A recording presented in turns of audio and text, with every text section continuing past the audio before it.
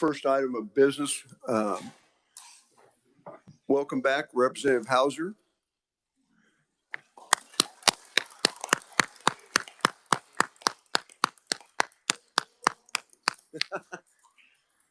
And just in time, I might add. So anyway, and Boog, welcome back.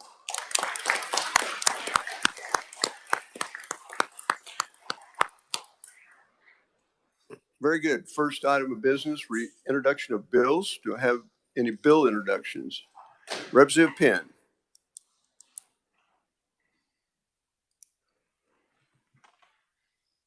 Thank you, Mr. Chairman. I wanted to make sure that we had entered into and were ready to read in 24 RS 2985. It is a bill dealing with sandbox regulatory reform. Very good. Committee objections? Seeing none, bill is entered. Further bill introductions. Representative Epley. Yes, thank you very much, Mr. Chair. I would like to read in RS 24 RS 2630, which is an act concerning insurance and coverage of PANs and PANDAS, with an update on the report that was actuated, and to effect a referral to the insurance committee, hopefully. Thank you. Thank you for that. Committee objections? Seeing none, bill is entered. Further bill introductions? Seeing none, we're going to open the hearing on 2807. Mike?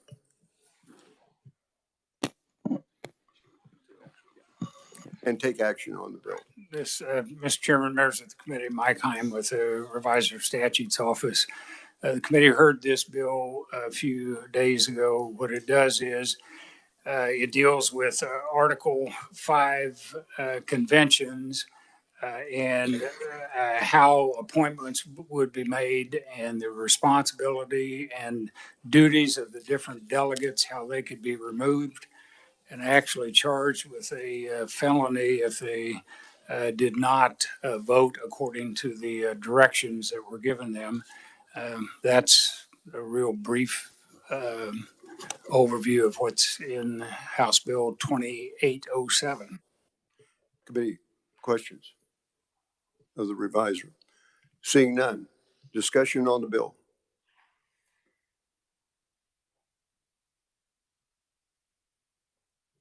Representative Carpenter.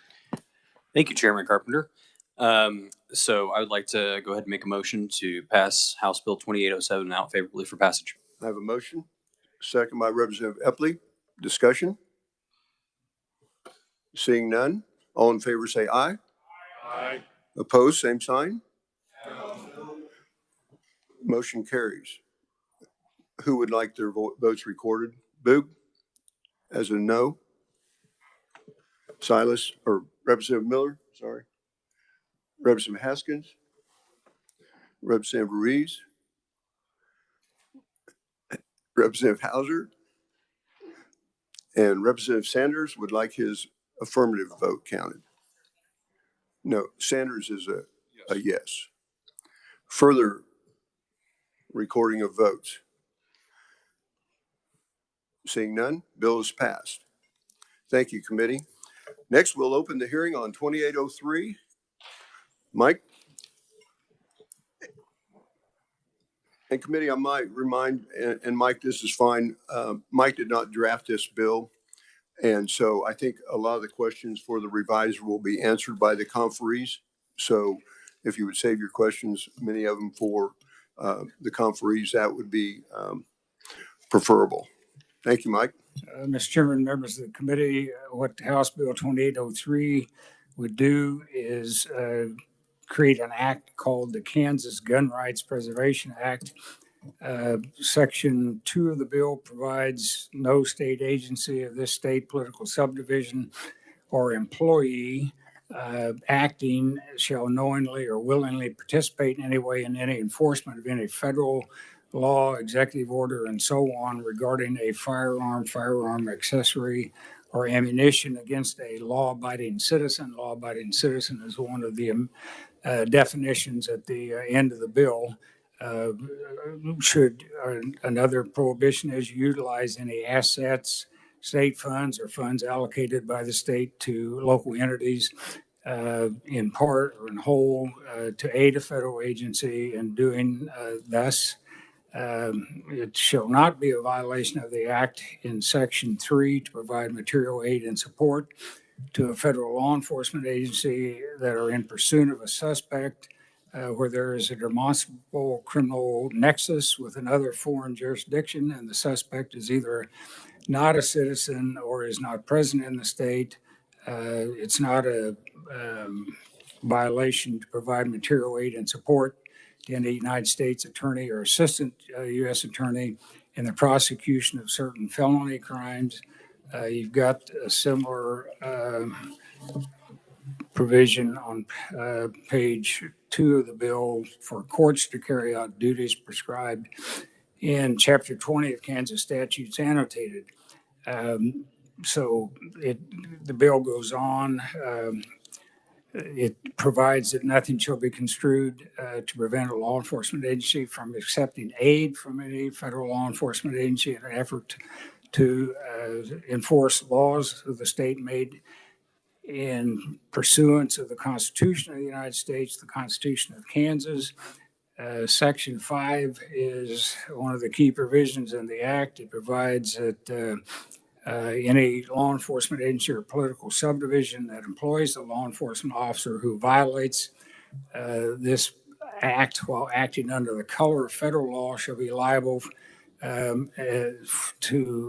damages resulting in a violation of and a civil penalty of $50,000 for each occurrence. It goes on anyway. Any law-abiding citizen agreed by a violation of this act can bring an action in court for a injunctive and other relief and provides for the court awarding of attorney's fees.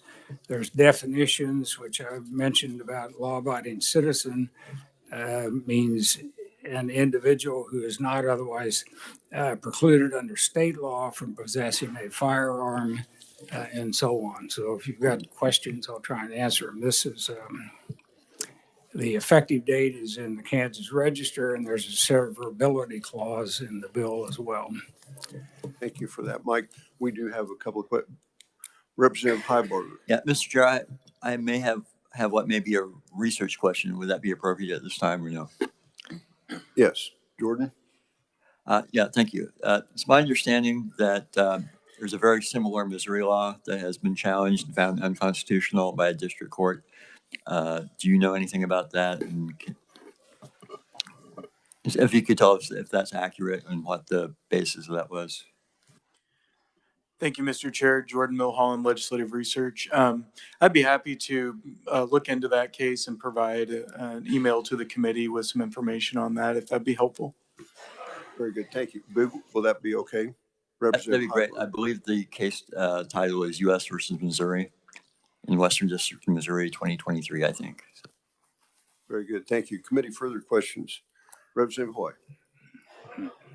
Thank you, Mr. Chair. I just want to make a clarification on, it's on page 2, line 17. If a state or local law enforcement agency hires somebody, whether for workforce needs or maybe they overlook this, if they hire an employee who used to work for the federal government, let's say ATF, then they would get fined $50,000 for that hire? That is a provision in the bill that, at least in my mind, is a little bit unclear. Okay, thank you. Committee, further questions? Mike, very good. Thank you very much. Just some rules of the road here, folks. We have a lot of conferees on both sides, and so we're going to limit time to 2 minutes apiece. I understand there are some conferees that are wanting to use only a small amount of their time and then give it to another person. So that would be fine also. So with that, Representative Hauser, welcome back and welcome to committee.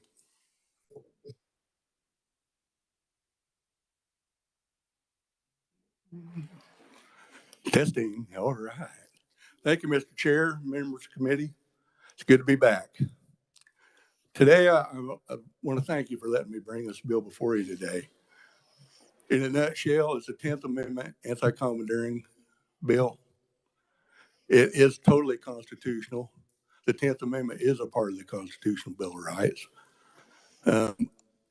And we have such a short time. I'm going to defer most of my testimony time to Jared Taylor. So whatever time I got left. But hopefully this might clear up some misunderstandings. Law enforcement seems to think that this is totally against them, but it's not. We'll let Jared explain. Jared is a former state representative over Missouri, and he wrote that SAPA over there. So he can answer any questions you have on that kind of thing. So I'm deferring my time to Jared. I will stand for questions later at the appropriate time. Thank you, Mr. Chair. Thank you, Representative. Okay, next we have Representative Schmoy. Welcome to committee. No stranger to this committee. Thank you, Chairman. Thank you, committee. Chairman, I want to thank you for giving us an opportunity to bring this before the committee today. This is such an important topic for responsibly armed Kansans. We are demonized and villainized every day through the media, through politicians, corporations, organizations, and on social media. Responsibly armed Kansans are told that we are essentially responsible for any criminal activity done with a firearm. We're tired of that. We're tired of being lumped in with criminals because we are exercising an inherent right. What this bill does is that it says that any rules and regulations put forth by a bureaucracy that is taxpayer funded, that has not gone through the legislative process as outlined in the United States Constitution, will not be enforced on our law-abiding citizens. We should never put our sheriffs between unconstitutional laws and responsible gun owners. These are their constituents and their neighbors. And the fact that right now, the federal government expects for our sheriffs to go to the door of their constituents and neighbors who have not broken a constitutional law and enforce something that is simply a rule or regulation is unfair to our sheriffs, and it is unfair to our responsibly armed citizens. And you may ask why this is important in Kansas, and we saw yesterday on the House floor why this is important. Because we are being attacked with anti-gun, anti-liberty amendments on the House floor so that our law-abiding citizens don't have time to contact their representatives. It is needed. It is past time for all of us to stand up and take our oath seriously when it comes to honoring our law-abiding citizens and our responsible gun owners. Thank you, and I will stand for questions at the appropriate time. Thank you very much, Representative. Next, we have Samantha Poit, Representative Poiter. Is she on partial? Is she on WebEx? No? Okay, we'll see if she's going to make it here later. Next, we have Mariah Day from the Kansas Rifle Association. Mariah, welcome to committee. Thank you, Mr. Chairman and committee. I will keep this very brief and let you get back to the rest of your day. Appreciate the opportunity to testify today in support of this bill. As a result of the Kansas Legislature's consistent action, our state laws today more closely mirror the principles enshrined in the U.S. Constitution and clarified by the U.S. Supreme Court in its crucial rulings in Heller, McDonald, and most recently Bruin, compared to many other states.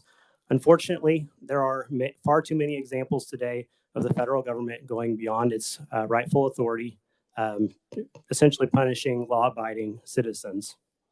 The legislation before you today is certainly not aimed at preventing state or local agencies from working with federal authorities to prosecute real criminals charged with real crimes. The exceptions in the bill make that abundantly clear, and I'd like to state that if there's a way to make that even more clear, our organization would invite that discussion. With that, I'll allow you to just review my testimony that I've submitted and be happy to stand for any questions. Very good. Thank you for that. Next, we have, yes, we're going to do all the questions at the end if we have time. Jared Taylor. Thank you very much and welcome to committee. Thank you, Mr. Chairman, members of the committee. Jared Taylor here today on behalf of the American Firearms Association in support of House Bill 2803. A little bit about me, as Representative Hauser mentioned, I am a former state representative from Missouri, passed the Second Amendment Preservation Act in Missouri in 2021. Unfortunately, Missouri has term limits and was term limited out 2 years ago, last January. So, excuse me. So here today to talk a little bit about this legislation and how it differs from the Missouri legislation and answer any questions you all might have. First, I'd like to talk a little bit about the anti-commandeering, which this bill is founded upon. The Supreme Court has ruled numerous times, dating back as far as 1842 in Prigg versus Pennsylvania, that states cannot be commandeered to enforce federal law. Congress passed a law called the Fugitive Slave Act in 1842 that required states to return fugitive slaves to slave owners. The state of Pennsylvania refused to enforce that law and was sued by the federal government. The Supreme Court ruled that the feds cannot force states to enforce federal law. There are other examples, such as 1997 Prince versus U.S. dealing with the Brady Gun Control Act. In fact, Sheriff Mack, which was party to that, submitted written testimony to you all and talks about the anti-commandeering and how that played a role in what he did as a sheriff. The Supreme Court expanded the anti-commandeering doctrine and ruled that Congress cannot circumvent the prohibition by conscripting the state's officers directly. So they ruled that it would also include state officers, not just the states. There are many other examples, NFIB versus Sebelius, which is more recent. The anti-commandeering was first really introduced by James Madison in Federalist 46, explaining to states that within the 10th Amendment, the way that states push back on an out-of-control federal government is by refusing to comply with federal law or federal enforcement. He recognized that the feds will use states to enforce federal law, and by simply having one state refuse to comply, it would severely cripple the efforts by the federal law enforcement. But if multiple states refuse to comply, it would be nearly impossible for the feds to proceed. The argument that most certainly is brought up in regards to this is the Supremacy Clause. This law violates the Supremacy Clause and is therefore unconstitutional. As I mentioned above, this law is based on the anti-commandeering doctrine. It does not violate the Supremacy Clause. This law does not tell federal law enforcement what they can or can't do in the state of Kansas. We are simply directing our resources what they can and can't do. If we attempted to arrest or demand or inform federal officers that they can't enforce federal law in the state of Kansas, then yes, I would agree that this would violate the Supremacy Clause, but this bill does not do that. So let me talk a little bit about what we saw in Missouri and heard from law enforcement in the state of Missouri. The bill that we originally filed in Missouri had several concerns from law enforcement. We worked for several months, in fact, about 2 years to make this bill correct. I first started filing it in 2017, and we ended up passing it in 2021. Sat down with multiple agencies, multiple sheriffs, highway patrol, local police departments to make sure that we had this bill correct. We defined in the law that it only protects law-abiding citizens. We defined what a law-abiding citizen is and who is lawful under state law to own and possess a weapon. It prohibited possessor or a person not able to own a firearm is not considered a law-abiding citizen. And you'll find that on page 3, line 10 through 13 of this bill.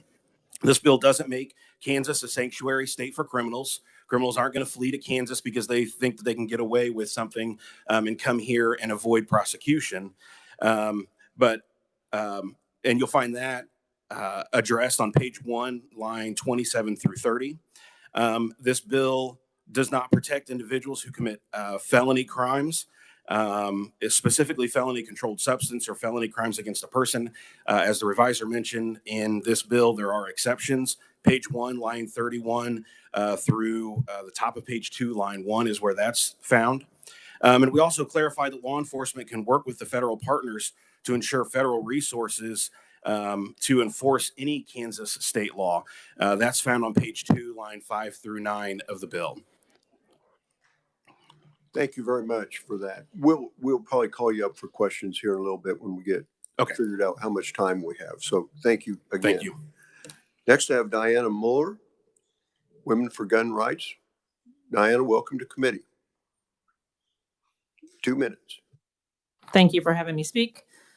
My name is Diana Muller. I'm a retired police officer. I'm a professional competitive shooter and founder of Women for Gun Rights. Women for Gun Rights is a nationwide nonpartisan organization dedicated to safeguarding the Second Amendment. We believe that firearms education is the key to safety, not anti-gun legislation. I think we all agree on one thing. We all want to be safe. As a police officer for 22 years, I am currently a competitive shooter. I have experience with firearms and violence. Americans are waking up to the reality that they are their own first responders. Liberal policies of defunding the police and criminal justice reform that emboldens criminals have exponentially increased the violence in our country. As a woman, I am smaller and less equipped for violence. I know I am safer with a firearm, the great equalizer. We hear a lot about common sense gun control, and common sense to me is that the cities plagued with violence should adopt the laws of the cities with the least of violence, not the other way around. Gun control policies are proven failures time and time again, and they are making our communities less safe. With President Biden stating that he is determined to ban assault weapons, gun owners feel the constant pressure to demonize us and an inanimate tool. We recognize the agenda to disarm America. Despite the recent Bruin decision that ruled that citizens have the right to carry in public, legislators at the federal level continue to push restrictions. We see the unconstitutional attempts to erode the Second Amendment, and that's why I support this bill. Thank you. Thank you very much for that. Next, we have John Axel.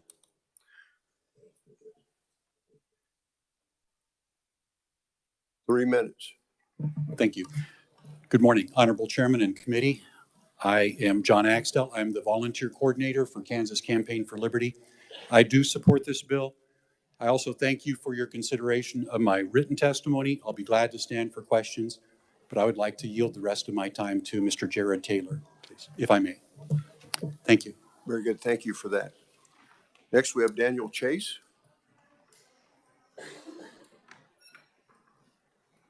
Daniel, welcome to committee. Thank you. I'm Daniel Chase from Oxford. I represent no organizations. Honorable Chairman Carpenter and members of the committee, I've already submitted written testimony, and I thank you for taking it into consideration, but I'd like to give my time to Jared Taylor. Thank you. Thank you very much for that. Committee, next we have Robert Wood. Robert, welcome to committee.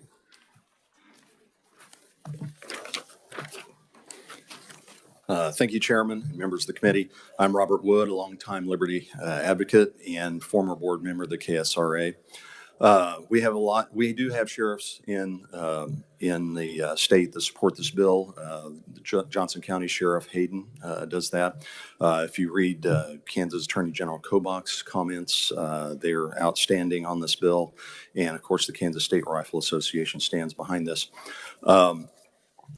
This bill allows our local, county, and state law enforcement to concentrate on catching bad guys and serving their communities instead of running around helping the Biden administration go after every nut, bolt, and plastic part on firearms that innocent, law-abiding Kansans have legally owned for decades. This bill just protects law-abiding Kansas gun owners. Last time I looked, our local county and state law enforcement departments are massively understaffed, underfunded, and having a hard time keeping up with the increasing demands on them from our communities, from real criminal threats growing all around us. This is a model bill that's been called the gold standard legislation and has been passed and heard in many states around us, similar ones. This is the gold standard. The 10th Amendment and Second Amendment are on trial here today, and you're the jury. We pray that you will stand with these, with this bill and with liberty and pass HB 2803. I'll bind the rest of my time to Jared. Thank you. Thank you very much, Robert. Next, we have Beth Simmons. Beth? Beth in committee? Lance, anybody on WebEx? Okay, very good. After that, we have Aubrey Omenson. Okay, well, very good. Well, Mr. Chairman. Yes, sir. I would like that the three who did not testify, that their 6 minutes be given to the former rep from Missouri. So I would like that added to his available time. Very good. Thank you for that. I think that's what we're going to do is call him back up here for, so Jared, you've got about 5-6 minutes here. So continue on. Thank you, Mr. Chairman.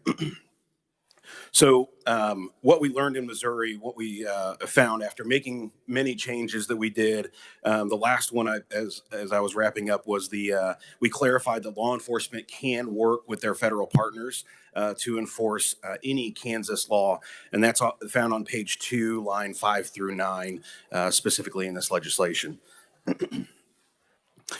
Once these changes were made in Missouri, the law enforcement associations, sheriffs, police chiefs association, either were supportive or became neutral on the bill. And many law enforcement, we heard from individual officers, were very supportive. As you heard just a minute ago, law enforcement, they don't want to be out there enforcing Joe Biden's gun control on pistol brace. Or on bump stock, or whatever the flavor of the day is for the ATF, that they're going to redefine what a weapon is or what a piece of plastic is. They don't want to be doing that. We're putting them in harm's way when we're allowing the federal enforcement to come in and commandeer our resources to enforce those laws that Kansans don't agree with. That our citizens, they've been able to have those items for decades with no issues. And so at first, once the Missouri law passed, there was a knee-jerk reaction by our law enforcement. They pulled out of all federal task forces. They pulled back their officers from those from the individual task forces. And as you all know, there are many task forces across a variety of agencies in the federal government, and they pulled all of those back. Once the bill was implemented and they started researching and started figuring out what they could and couldn't do, they realized that wasn't necessary. They allowed their officers to start working back in those task forces again. They realized that they could do that, and so it changed a little bit how they operated, but they were still able to operate as they did. They just had to make sure that it was against someone that was not a law-abiding citizen, which is what most of those task forces go after. They go after the really bad guys. That's what we consistently heard from law enforcement is we need to go after the really bad guys. And this bill, with the exceptions in it, gives law enforcement the ability to do that.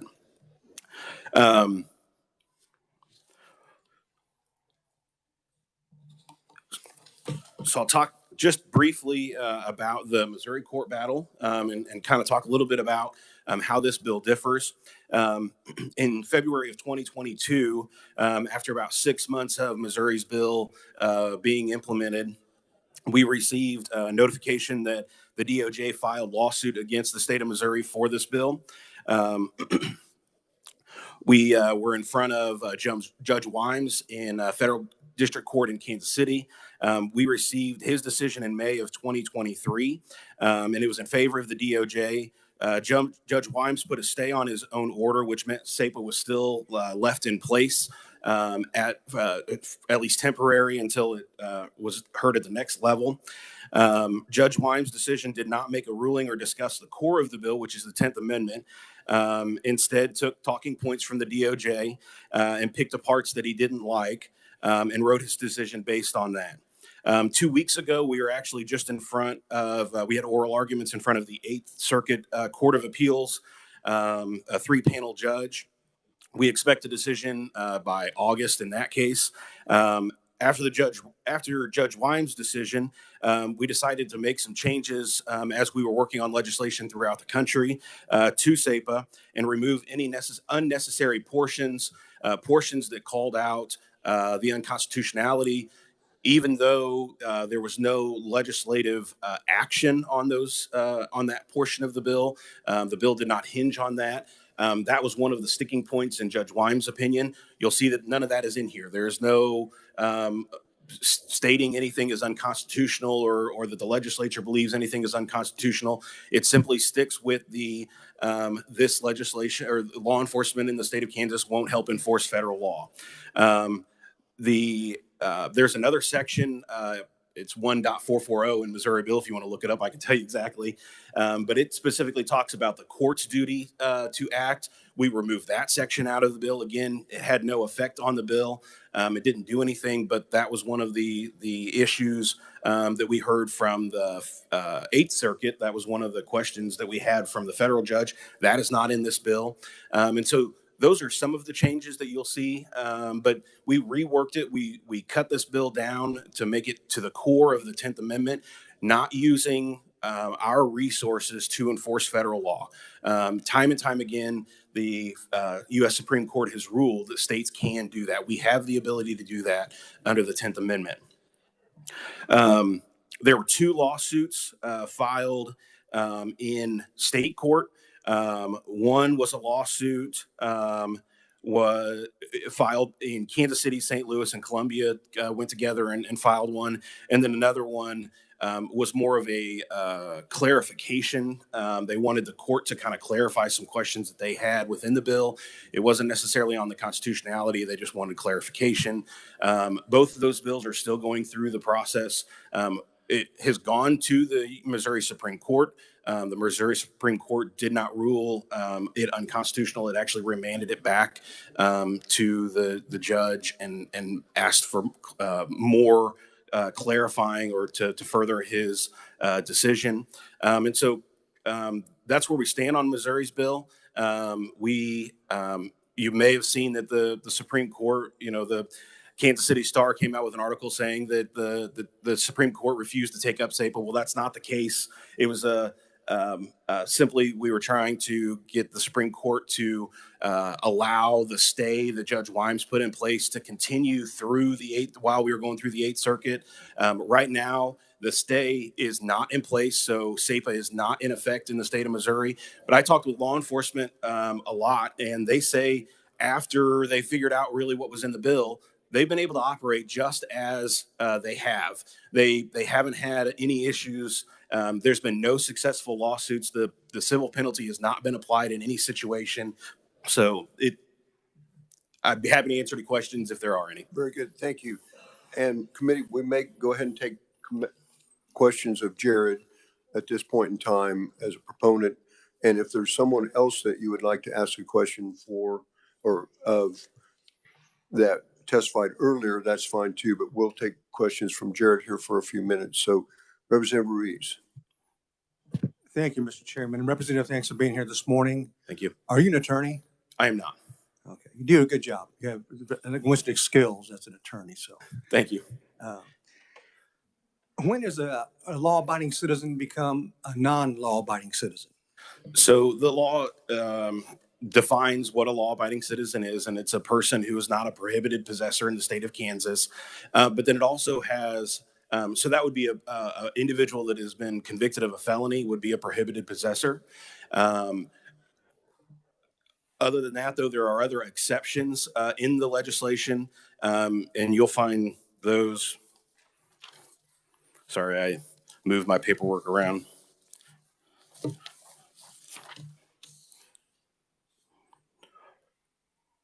And Attorney General Kobach actually addressed this question in his testimony. So anyone that commits a felony controlled substance crime would not be considered a law-abiding citizen, or with the exemption would apply, or felony crimes against a person. So think someone who has committed rape, murder, any felony crime against a person. There, robbery, there are many. And the reason I'm asking is that by looking at somebody, you can't tell if they're a law-abiding citizen or not, right? Sure. Okay. And I'm going to take you to Missouri a few weeks ago. I had a friend of mine whose wife was a young lady that was murdered at the parade. Law-abiding citizens, as far as they knew, are around them. Everybody dressed and cheering the Chiefs. All of a sudden, he thought firecrackers were coming out, and he saw people running and hitting the ground. Threw himself on, grabbed his wife, threw her down, and jumped on top of her. She had already been hit twice. How would this help that situation? Can you maybe elaborate on that, if any at all? Sure. It doesn't prevent law enforcement from enforcing current laws in the state of any law in the state of Kansas. It also doesn't prevent them from working with their federal partners, because clearly that individual committed murder and other felony crimes against a person. So they would absolutely be able to do their investigative work and work with federal prosecutors to put that individual away for the longest time possible, which is what I hope will happen. And Mr. Chairman, if I may. And the reason I bring all this up is that the individual that they fired the fatal shots had a situation in Belton, Missouri at a basketball game, pickup game, pulled guns out there. It just so happened that there were Belton police playing in that same gymnasium that arrested him. To the people around him, he was a law-abiding citizen. And we hear that terminology a lot. And that's why I asked you, when does a law-abiding citizen become a felon or a non-law-abiding citizen? But I appreciate your answer. Thank you. Committee, further questions? Representative Bueller. Thank you, Mr. Chair. Thank you, Jared. Going through some of the opponent testimony, and one of the themes that seems to run through there is, and I'd like to know how you would respond to this, and if there are examples that would maybe make this statement true or not true. The statement basically is this: that there are with this bill, there would be unintended consequences that will negatively impact law enforcement's ability to utilize all existing resources to protect the public safety and conduct investigation of violent crimes. Do you have a response to that, or a perspective on that you could share? Yeah. Thank you. I absolutely don't think it will. The laws that are passed in the state of Kansas should be passed by you all. If we need to change something in the state of Kansas to make a law more specific or whatever, it should be left up to you all. We shouldn't leave that decision in the hands of someone from Illinois or a congressman from Missouri. In fact, they shouldn't be making the decisions for what happens here in Kansas. But to prevent any law enforcement from doing their job, this doesn't do that. Clearly, we say that they can use any federal or any resource at their disposal to enforce Kansas laws. And then we also put those exemptions in place to make sure they can go after the really bad guys and put them away in federal court and help federal prosecutions. So this bill does not do that. And like I said earlier, at first, when Missouri's law passed, they did pull back from those resources. But once they realized that wasn't necessary, they continue to operate as they did before the bill passed. One of the local sheriffs who was adamantly opposed was one of my local sheriffs. Had a conversation with him in his office, and I've never been kicked out of an office until that day. And he kicked me out of his office because he didn't like my answers, which was okay. We, disagreed on it.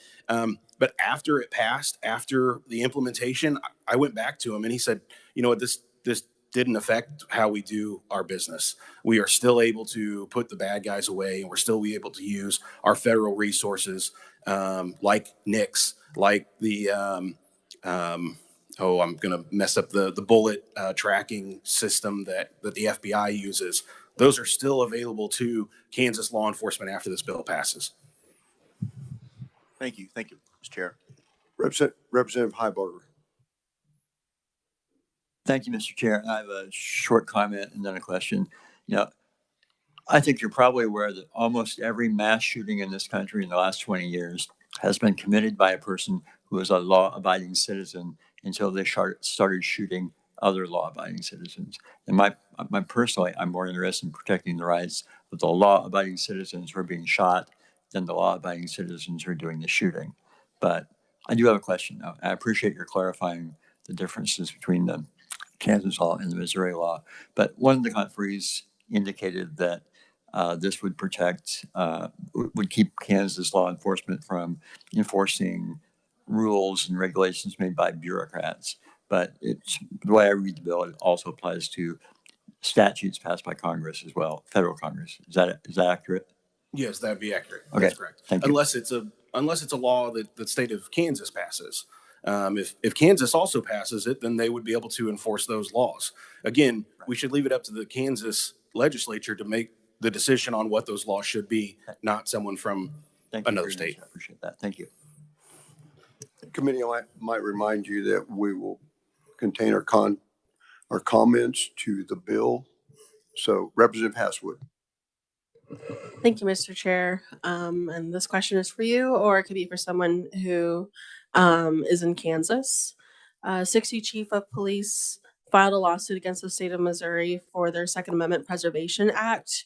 State and local agencies have restricted federal access to investigate resources that they have historically shared with federal partners, including the Missouri Informational Analysis Center, a state crime database, with Missouri as a case study. Why should Kansas make it more difficult for law enforcement to trace guns used in crimes? As I mentioned, we did pull back our resources at first, but then once law enforcement figured out what was actually in the bill and how it would be applied, they continue to use those resources and continue to use those databases just as they had previously. And again, this bill specifically clarifies that they can use those federal resources to enforce federal law to make sure that there is no question whether or not they can use those databases. Okay, thank you. Representative Epley. Thank you, Mr. Chair. And Jared, thank you for being here for your testimony. I sound like you've done a tremendous amount of work on this, and you probably understand it better than maybe you're the subject expert in the room on this. I'm just trying to apply this to real life situations in our state, and maybe you can translate that from Missouri's experience. Give me one or two examples where this has come into play and made a difference. I need to understand that, because you can talk about statutes and things, but I need to hear examples of where you think this has made a difference and created change. Thank you. Sure. That's a great question. I appreciate the opportunity to answer that. This bill would protect. So right now in the state of Missouri, our laws, and similar in Kansas, our laws almost mirror federal law. We have it in statute, right? And so your law enforcement, it's not going to be much of a change because it's almost mirrored. Where it would differ, though, is when the ATF comes out with a new regulation saying bump stocks are now fully automatic weapons. So a piece of plastic that you can attach to your rifle somehow becomes, by the way, after they've made the ruling over a decade ago saying that no, these aren't, these are just a piece of plastic. It's just an extension of the firearm and the stock. Well, now they've said, well, no, it's not. And this would protect Kansas officials, law enforcement, from going in and having to enforce that on law-abiding citizens who had that piece of plastic, who it doesn't make it a machine gun, clearly by the law that was written in Congress. So that's one example. Another example is, I'm drawing a blank, I apologize. There was another recent ATF redefinition of, thank you, pistol braces. I knew it would come to me in a minute. Thank you, Representative Hauser. Pistol braces. Again, same thing. they are now redefining those as short barrel rifles.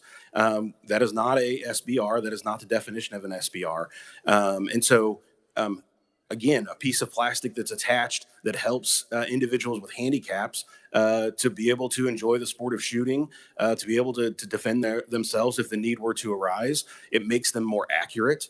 And so that is another perfect example where the ATF has redefined something that I think that the majority of Kansans would say should not be outlawed. It should not be against the law. And again, if it should, then you as a Kansas legislature should pass that. It shouldn't be up to bureaucrats in Washington to redefine what that is. So those are two perfect examples of how that would be immediate. Thank you. Thank you, Mr. Chair. Representative Haskins.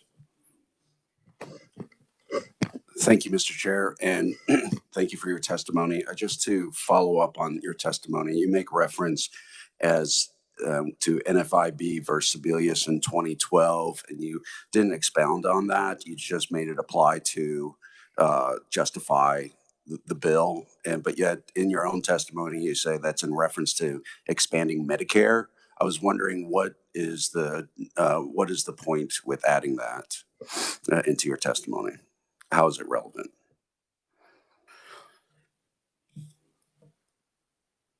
It's on your first page of your testimony. Yeah, so I apologize. I kind of briefed over it due to timing, but in the Supreme Court, in NFIB versus Sebelius, the court ruled that states can't be forced to expand Medicare, and further that the federal government can't withhold funding to those states as punishment.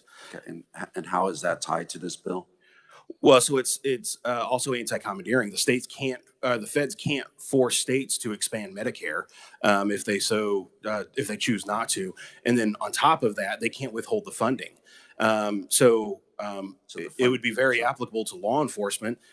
They can't force us to do something that you as a legislature disagree with, and then they also can't withhold the funding because you're not doing that. If it's being offered to all states, they can't simply pick and choose what states they're going to give the money to.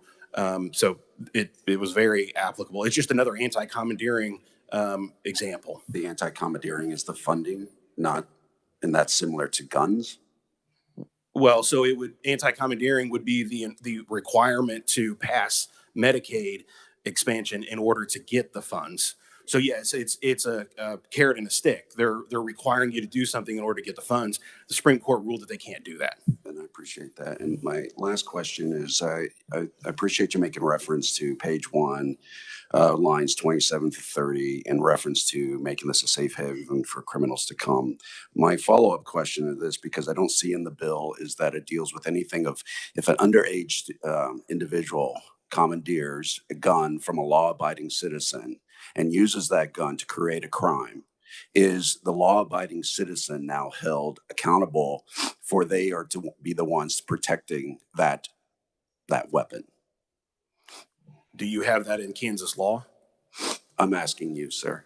Well, I'm asking if it's in Kansas law enforcement can absolutely prosecute on that. But again, that should be left up to you. You should make that decision whether or not you want that as the law and get the agreement of the legislature. So the bill does not prevent that, correct? Well, the bill doesn't prevent law enforcement from enforcing Kansas laws. Thank you very much. Representative Osmond, and I want to bring the committee's attention to Representative Osmond, who is filling in for Representative Clayton today, and I apologize for not recognizing her earlier. But anyway, your question. Thank you very much, Mr. Chair. Okay, so imagine Kansas Highway Patrol stops a car that has been traveling across state lines. They happen to be drug dealers. They've got fully automatic guns in their car. Or there is a mass shooter as well that has been stopped by law enforcement. In either of those situations, they are the mass shooter or the people in the car are law-abiding citizens according to the definition in this legislation, which is they have not previously been convicted of a crime. They are legally able to carry those guns. The case is too big for the law enforcement. They refer it on to federal prosecutors. Under this legislation, it says that they shall be fined $50,000. not may, shall be fined. Why is it that we are hampering law enforcement from conducting their investigations and going about routine procedures in order to keep criminals off the street? Yeah, so let me clarify. This bill does not do that at all. Any of the above. It would allow the state law enforcement to call their federal partners because, again, this doesn't allow individuals that were not present in Kansas, or if they came into the state of Kansas after committing a crime, this bill does not protect that individual. It specifically lays that out in this legislation. So none of the examples you just mentioned would at all be remotely possible. Then let me clarify. The mass shooting happens in the state of Kansas. I'm not talking about previous. I'm saying in this particular scenario, the mass shooting happens in Kansas, or their Kansas Highway Patrol stops them on the highways in Kansas. These things occur in Kansas, but they want to refer it on to federal prosecutors. And under color of law, as it says in the legislation, they shall be fined $50,000 for doing so. No. So again, there's an exception to this bill that also says if they've never been convicted of a felony before, the exception would be if they committed a felony crime against another person. Pretty sure mass shooter, it would be murder, would be a felony crime against another person found in Kansas statutes. So this, again, that example would not apply in this situation. Representative Hoy, we're just about to wrap Yeah, this up. I definitely want to wrap up so we can give equal time, but I would like to request a legal opinion on that issue, because in the fiscal note, it says the bill would prohibit state or local agencies or employees from cooperating with the federal government in enforcing any federal law or regulation that restricts the rights of law-abiding citizens to own or use firearms, accessories, ammunition. We do have a number of federal laws that we don't mirror here in state law. And I appreciate the intent of how this bill was written, but how it's actually written, we need a legal opinion on how that functions. Thank you, Mr. Chair. Thank you very much. We're going to wrap this up. Thank you again, Jared. We're going to get on to opponents now. Thank you. So thank you very much. First opponent, I believe he's via WebEx. Sheriff Easter, are you there? Yes, I am, sir. Good morning and welcome to committee. Appreciate the limited time that I'm going to try to give to this, because there's three associations that are speaking all kind of together. The part I'm going to cover is law-abiding citizen. I appreciate the first representative from Missouri, what she spoke about with sheriffs, because that's true. We are kind of seen as the last line of defense between the federal government, overreach, and those type of things. However, what I will tell you is there is a lot of confusion about law-abiding citizen. And we've been asking for examples. The committee has. I have an example right now. 3 weeks ago, we stopped a car. They're not precluded from owning a firearm, the individual. He has a sawed-off rifle that he's turned into an automatic rifle. We've had to provide that to the feds because that's the only place we can charge that at. Under this law, we'd be fined $50,000 for doing that. And so I think that there is, the KSA believes that there's, unintended consequences. I've heard all the testimony today from the other representative from Missouri. I understand where he's coming from as well. I think there needs to be a balance if this bill is to go forward, and in no way, shape, or form is there any balance at this point. And from the KSA standpoint, we are not comfortable with this bill at all. I'd also like to point out that the SCOTUS blog, which covers all of the Supreme Court decisions, there's a lot of information about the Missouri law on that. And right now, they're refusing to reinstate the Missouri Second Amendment law. If it's going through court, I don't think that here in Kansas, we want to be in that as well. I think we need to see how that plays out. And then I'd like to see some discussions with actual law enforcement agents or associations, KHP, KBI, to see how we can get more comfortable with this. Because if you want to scare law enforcement off, fine us $50,000. Thank you. And would you be available for questions at some point in time? We get time? Yes, sir, I will be. Very good. Thank you. Next, we have Lieutenant Brandon Moore, Kansas Peace Officers Association. Brandon, welcome to committee. Thank you for your time, sir. I'm representing Kansas Peace Officers Association. Excuse me. What I want to talk about is the clarity of this this act. Section 2, in short, it prohibits participating in any way federal enforcement of a firearm law using our assets in whole or part for federal enforcement. While Section 4 states accepting aid from the feds is not prohibited, it is unclear whether that aid can be requested by Kansas law enforcement. It seems it only applies if the federal agency offers to assist us at that point in time. At that time, information has to be shared between us and the federal government in order to look further into these crimes or what it is that we're looking at. That leads to the federal investigation. If they open a federal investigation based off the information we passed forward, we are now liable for that $50,000 fine that has been placed. Violation of the bill. Should we receive help from federal agency, whether requested or not, the person being investigated will obviously find a reason to believe that we have violated the new act. This is why they pay defense attorneys. Even if it's not successful, it still costs the agency to be in court, to testify, to argue these things. That's money a lot of Kansas agencies does not have at this time. Further on that, they can file the action as provided in Section 6, page 2, lines 30 through 32, stalling the investigating, creating legal costs to the agency. This is problematic for all agencies, even smaller agencies with limited budgets. Is the state prepared to set up a grant or maybe a legal fund for us to tap into when we do have to go fight off these civil penalties for cooperating with the federal government?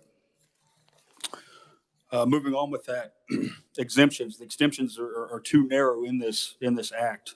I want to talk about A27, lines 27 through 30, criminal nexus between jurisdictions. Suspect is not a citizen of the state or is not present in the state is quoted in that. A non-citizen in the state having committed a crime with a firearm would not be included in this exemption. We always have criminals crossing over between KCK and KCMO, even Oklahoma, Kansas, back and forth. Where do we fall there? A non-citizen in the state having committed a crime, or excuse me, even if the exemption did apply, the person is not present in the state is another quote. While on the run, most cases, we don't know where they are. We're looking for them. We may have intel stating that they aren't in the state, but we can never be for certain. And if we tap into the resources of the United States Marshal's Office, who commonly track down these criminals across state lines, have we now stepped into the federal realm? Have these laws that may be a federal law have to open up an investigation on the federal court based off the information that we provided? Again, we're tapped into a $50,000 fine. I want to talk about exemption 3B, aiding in a federal prosecution. Exemptions would not apply if contained in Articles 57, 58, or 63 of Chapter 21, Kansas statutes. 57, controlled substances. Article 58 is property. 63, public safety. Those articles don't include homicide, shootings, rapes, human trafficking, domestic battery, and many other violent crimes which are common with firearms. Number 54, crimes against persons is not included in that exemption. Number 55, sex crimes is not included in that exemption. That's a problem. It's not clear on local and federal officers working on crime-related task force either, as we saw in Missouri, or existing U.S. Marshal's Office in apprehending persons on federal crimes. I'm going to go ahead and close out with the scope of House Bill 2803 is unclear and overwhelmingly broad. And with the exemptions allowed, they leave far too many violent crimes uncovered. This pulls a ton of resources from our local law enforcement when we're trying to help with these laws or these crimes that have been committed in the state of Kansas, and we're trying to protect our local communities. I'll take questions later, please. Thank you very much. Will you be available for questions at the end if we have time? Yes, sir. Thank you. Very good. Thank you. Next, we have Chief Daryl Atterbury, Bel Air Police Department. Chief? Good morning. Good morning. Mr. Chair, committee. I'm Daryl Atterbury. I'm representing the Kansas Association of Chiefs of Police. And first and foremost, I want to let you know that we're not up here in opposition to the bill for anything other than what's in the bill. This isn't to us a red issue or a blue issue. It's just there are parts of this that we find objectionable. And we have concerns because some of it is vague, some of it is unclear, and I'll touch on starting with Section 5.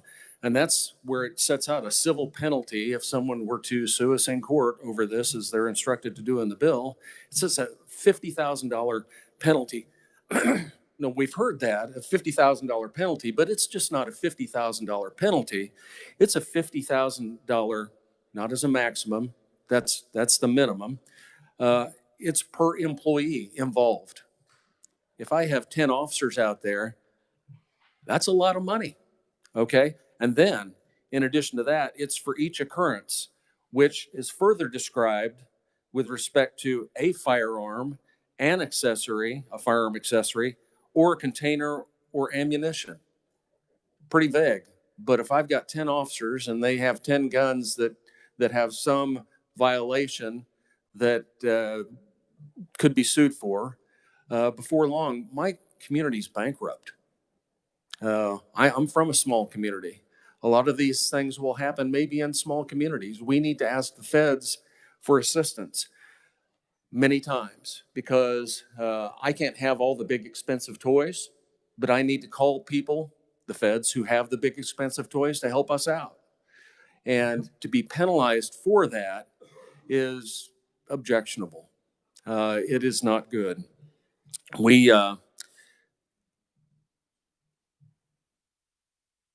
have a lot of things in this bill that we've identified that would be unintended consequences that would cost us, if sued, a considerable amount of money.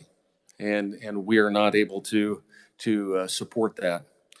This bill lays the burden of this enforcement action, whatever it might be, at the feet of local law enforcement, of sheriffs.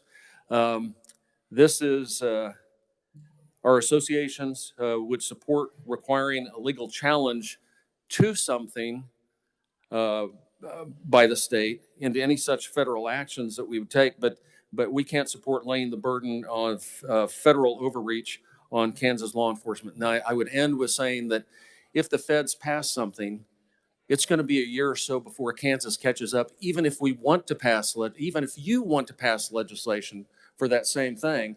And in that interim, are we going to be fined if we decide to take action on something that's been passed on the federal level that you just haven't caught up with? I think that's an issue. Thank you for your time. I stand for questions. Very good, thank you. We may call you for questions a little bit later on. Next, I have Colonel Eric Smith, Superintendent, Kansas Highway Patrol. Colonel, welcome to committee. Good morning, Mr. Chair.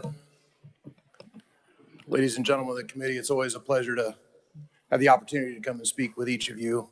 And in the interest of time, because I'm joined by so many of my colleagues whose statements today that I stand in support of, I would point you to my written testimony and encourage you to read exactly why the Kansas Highway Patrol strongly objects to the bill as it is written. To be very clear, I'm extremely sensitive to the intent in this bill, particularly in the area of the Second Amendment. The federal government has legislated by executive order, adopting regulations that either exceed the scope of statute or, in some cases, unravel its intent by preventing implementation of statute. But fighting against that is not what this bill accomplishes. The area where this bill seeks to push back against federal overreach, in this case, merely hampers city, county, and state law enforcement. Those of us in this room who are only interested in enforcement of those gun laws that have been statutorily enacted, either by those of you in this room or by your contemporaries in the U.S. Congress.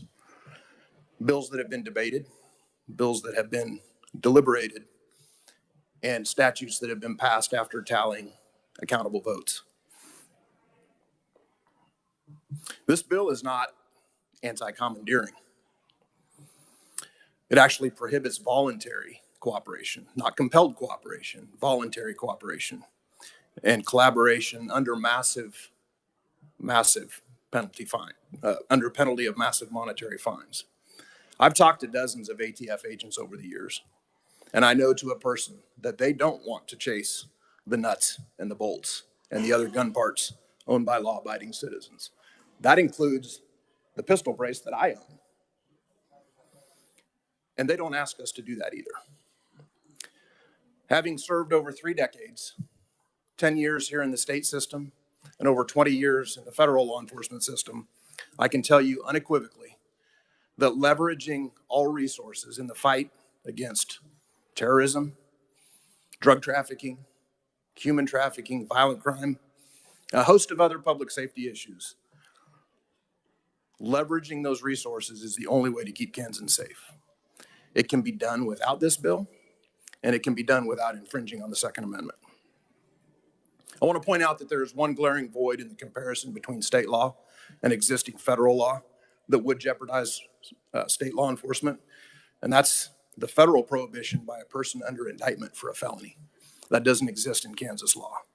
So the point being, and I'll wrap it up, someone out on bond for a violent felony who has not yet been convicted of that crime, and they possess a gun, they're off limits from state law enforcement under the provisions of this bill.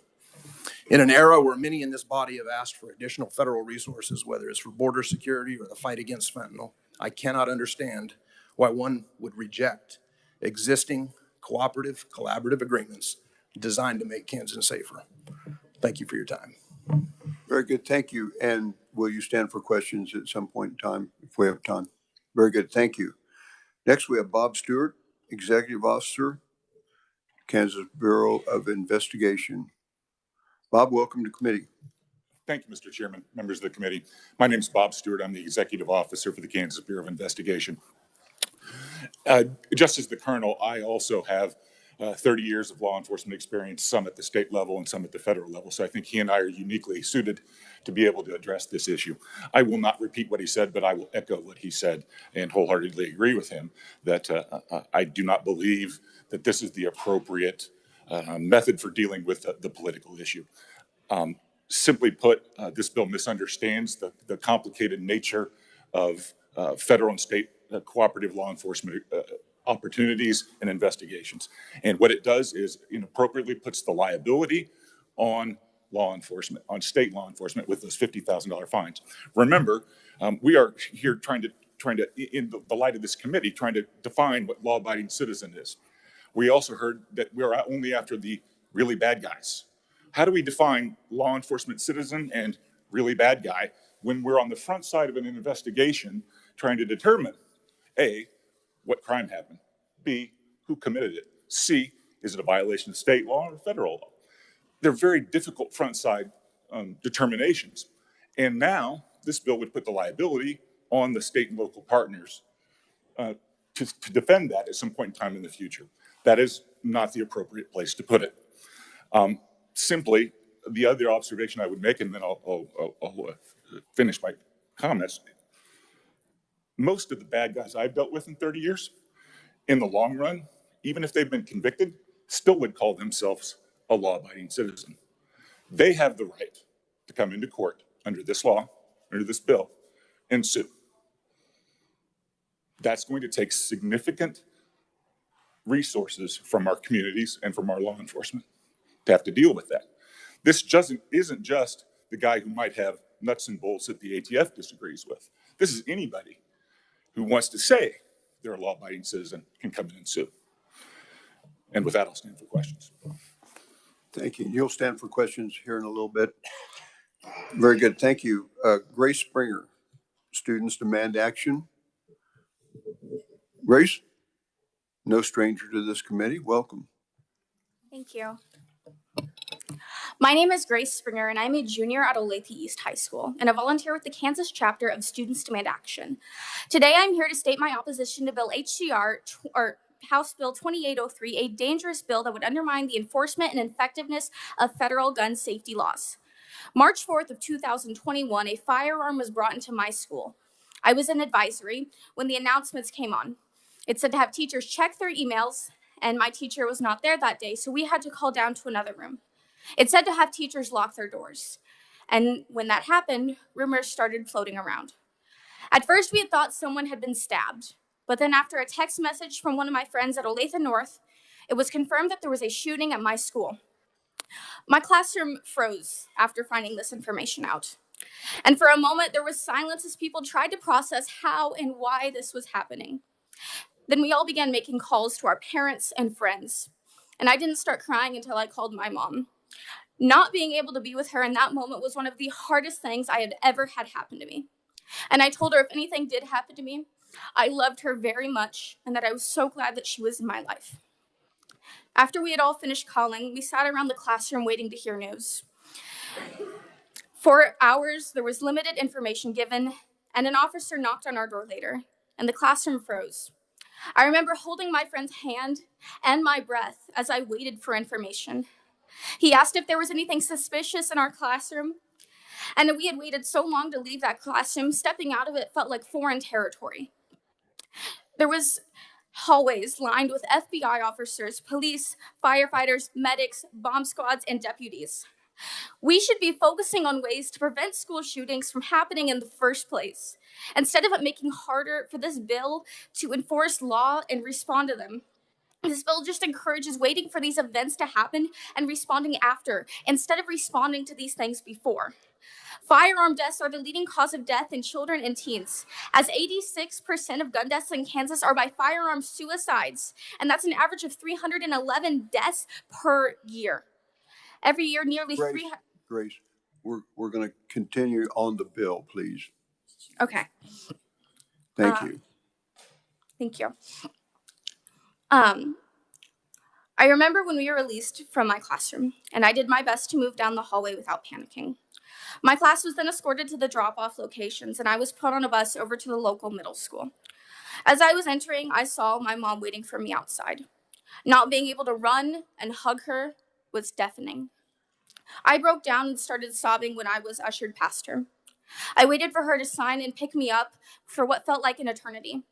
When my family went to dinner that night, I was unable to eat anything, and it was so hard for me to process that I had just been in a shooting.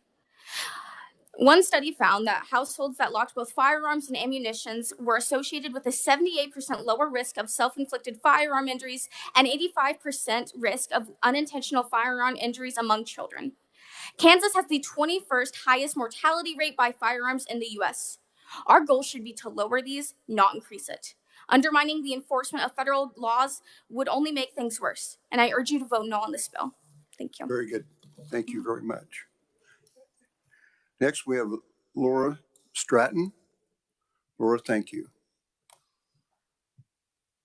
Thank you, Mr. Chairman. My name is Laura Stratton. I am a wife, mother of two, and a practicing Kansas attorney. I have read the Missouri bill. I've also read the federal court case striking that bill down. I encourage the committee to do the same. And as you do so, I encourage you to consider that the 10th Amendment forbids, the 10th Amendment anti-commandeering doctrine specifically forbids for the federal government from regulating the states. It does not forbid the federal government from regulating private actors such as gun owners. This bill is not even cognizable as an anti-commandeering bill. This is a nullification bill. Nullification is a fringe theory derived from the 10th Amendment that has been discredited by every federal court that has ever considered it. This is a nullification bill because it attempts to invalidate federal law by interposing an obstacle to the achievement of the legitimate objectives of Congress. I would love to talk about constitutional law all day. It is something I personally practice. That's actually not why I'm here, though. I encourage you to do the research. I'm here to talk about what happened in Missouri between when that bill was enacted and when it was struck down as unconstitutional. What happened was that in St. Louis, there was a mentally ill young man. He was 19. He lived with his family. His family tried to get him help. They got him therapy. They got him medication. Eventually, they got him committed to a mental health institution. Because he had been committed to a mental health institution, he was prohibited by federal law from having a firearm. Nevertheless, due to a loophole, he legally obtained an AR-15. His parents discovered that. They called the police. They said, please come take our son's gun. He should not have this. He is mentally ill. He is dangerous. The police came and they said, I'm sorry, ma'am. I'm sorry, sir. But Missouri has no independent state law forbidding your mentally ill son from having an AR-15. We can't take it. They didn't take it. 9 days later, he took it to his former high school with 600 rounds of ammunition and killed a 15-year-old student and a beloved teacher. I see that I'm almost out of time. I urge you to vote no on HB 2803. Please let the police do their jobs and don't distract them with unlawful, dangerous bills. Thank you. Thank you very much. Will you stand for questions later? Absolutely. Might remind the conferees that there will be no picture taking in the gallery. You can take pictures just like if you don't. But not at the conferees. Thank you. Okay, committee, are there questions of some of the opponents? Representative Hauser. Who would it be, Representative? Well, I'm going to just leave this out there. We had the first three we were talking about, Sheriff Easter or Lieutenant Brandon Moore or Chief Daryl Atterbury. I'm going to actually go to Brandon's testimony. And I want to bring something up. So maybe Brandon can answer this question. Let me find it. I had it. Okay, Brandon, in your testimony, this just struck out at me as kind of wild. I'm going to quote here. When a person committing a heinous crime with a firearm is a law-abiding citizen, as defined in the bill, is it unclear if Kansas law enforcement could ask for federal assistance? If a person is committing a heinous crime, is he not already not a law-abiding citizen? Per your definition, he is still a law-abiding citizen because he's not been convicted of that crime at this time. Well, the way I'm reading this is, it's like when a person is committing a heinous crime, should not law enforcement know right then and there he's breaking a Kansas law, obviously, so you should do something about it. You don't have to ask for federal law enforcement. You can, but you don't have to. But I just thought that was a kind of one of the misunderstandings that we all have about this bill. And it's both sides. You guys don't understand what we're trying to do, and you don't understand what we're trying to do. Maybe we ought to get together and work on it. But that was my comment on that. Now, I've got every law enforcement agency has been balking about the $50,000 fine. I brought this bill into, I was going to introduce it last year, but the Missouri bill that we were modeling after had troubles in the court. So we put it off and we reworked all the language. And that bill was brought about by pistol braces. I own pistol braces. So you're balking about a $50,000 fine for aiding and abetting the feds to come and take away something that's not a law been passed by Congress. It's something that's been legal for decades, but yet you're going to come help the feds take me to jail. You think $50,000 is a hefty fine. The federal is $250,000, 10 years of federal prison. Now, how's that? That's me, a law-abiding citizen. My guns don't hurt anybody. They're locked up in a safe. So you would be fine with helping the ATF come. The clarity of law-abiding citizen is what needs to be redefined in this bill, because somebody who has committed a crime and not yet been convicted that we are looking for is still technically a law-abiding citizen. You, sir, are a law-abiding citizen, not committing a crime. I've got no business being in your gun safe. When somebody goes out and commits a heinous crime, that's even in the exemptions that are here does not actually include other chapters that should technically be in there for person crimes. We're tied up on that. And if we do reach out and the federal government opens that investigation, now myself, my officers, anybody I send an email to, the jailer that fingerprinted the person to submit the card to the federal government is now liable for a $50,000 fine because that's information related to the federal government. The definitions are the problem. Thank you, Mr. Chair. That's the only one I have for now. Thank you. Representative Hoy. Thank you, Mr. Chair. I have a question for Executive Officer Bob Stewart with KBI. Thank you for being here. When your department is dealing with fentanyl trafficking and fentanyl cases, do you have any idea how many of those involve illegal guns? Probably all of them. Thank you. Do you see ways that this bill could interfere with the ability to cooperate with federal agents to combat the fentanyl crisis?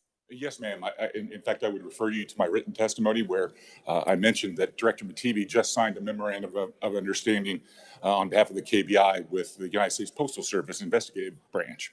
One of the things we realize in the fight against fentanyl is being trafficked through the mail and through FedEx and not the traditional way in some old car driving across I-70. It's being done much more through the mail. So in an effort to deal with that, we are cooperating with our federal law enforcement authorities to try and interdict in the mail facilities and find new ways to do that. Certainly, weapons, as defined by this bill and defined by federal law, weapons parts, the nuts and bolts pieces, the braces, can all be delivered through the United States mail. Are they also, do our interdiction efforts with fentanyl get crossed up with interdiction efforts that the federal government has with what they believe to be illegal, whether we politically agree with that or not?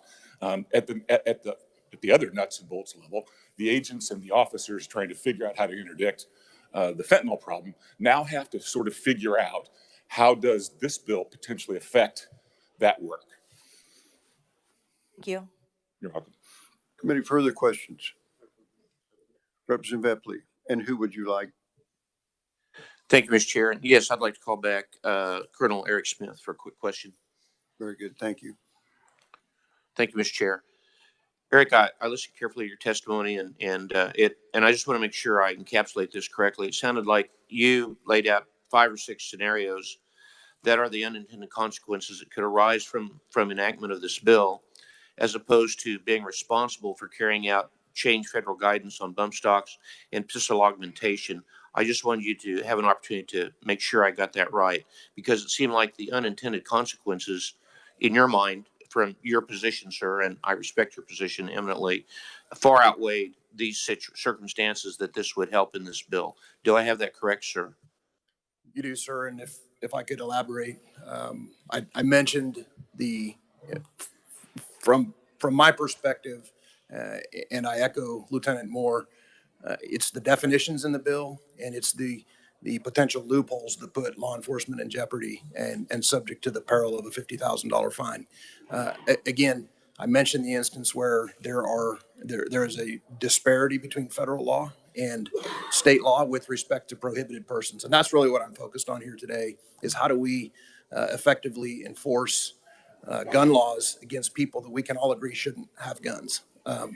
So I mentioned in my testimony the instance of the disparity where in state law there's not a prohibition against somebody under indictment for a felony, or somebody who's been charged with a felony and probable cause has been found.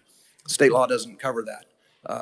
The executive officer from KBI was just asked questions about how could that be intertwined with the fight against fentanyl. State law also doesn't preclude the possession of a firearm in furtherance of a drug trafficking crime, as federal law does. So those are 2 instances where KHP, KBI on a daily basis could encounter someone who possesses a firearm, whereby we could take no action because there isn't a similar state law in effect that may subject us to that civil penalty. Thank you. Thank you, Mr. Chair. Representative Hubbard. Thank you, Mr. Chair. I have a question for Ms. Stratton.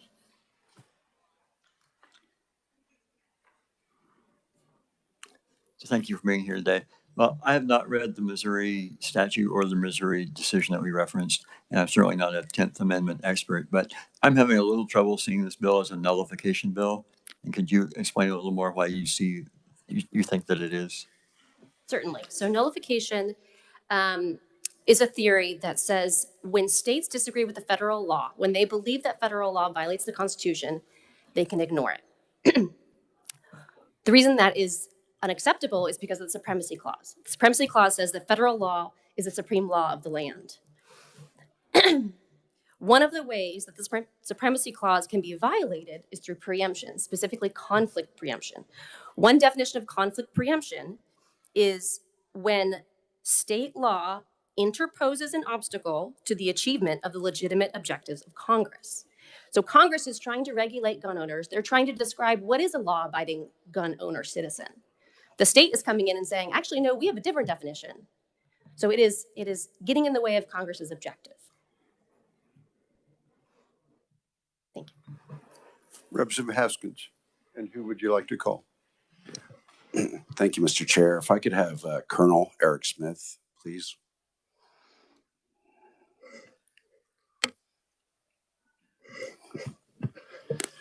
Thank you, sir, for your testimony and for your service. I just wanted to follow up because I'm fascinated by the proponent's testimony, at least the primary proponent's testimony, as far as overall state law and federal laws were about the same. Is that true? You've given a few examples of that. Is that overall true that state law and federal law is the same?